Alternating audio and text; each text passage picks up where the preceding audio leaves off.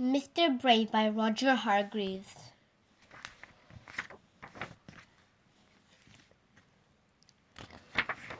Mr. Brave is not as strong as Mr. Strong. He is not as tall as Mr. Tall.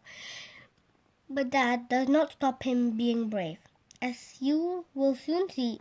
Now, last Tuesday, little Miss Bossy invited Mr. Brave to tea. "And don't be late!" she shouted down the phone. It was a very stormy day, but Mr. Brave knew that little Miss Bossy's temper was worse.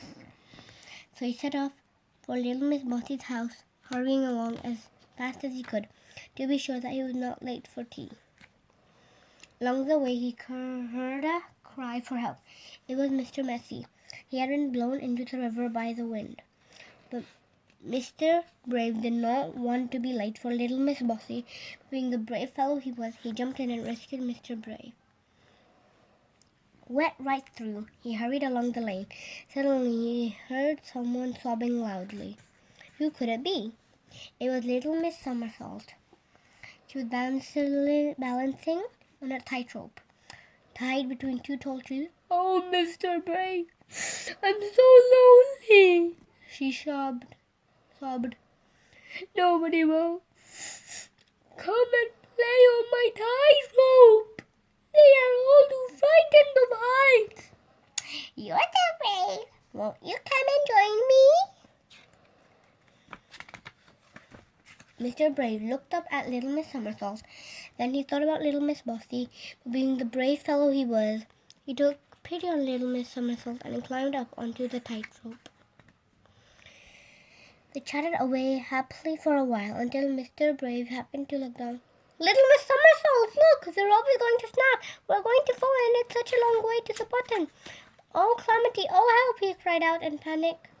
"Be brave, Mr. Brave," said little Miss Somersault, and without more ado, she carried him safely back down to the ground.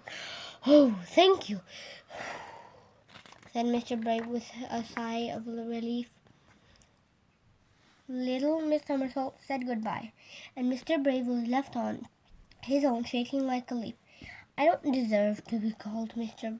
Brave. I was scared stiff. Thank goodness nobody knows my secret," he said to himself. And nobody does know a secret, or do they? Little Miss Trouble just happened to be passing and had seen everything.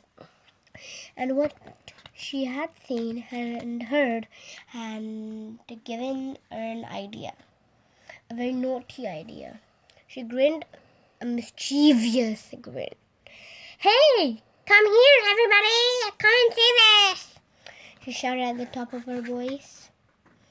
Very quickly, a large crowd gathered. "I have an announcement," announced little Miss Trouble. "Did you know that Mr. Brave isn't brave at all?" "No, it can't be true," said the crowd all together. "It is true," said little Miss Trouble. "And I'll prove it to you.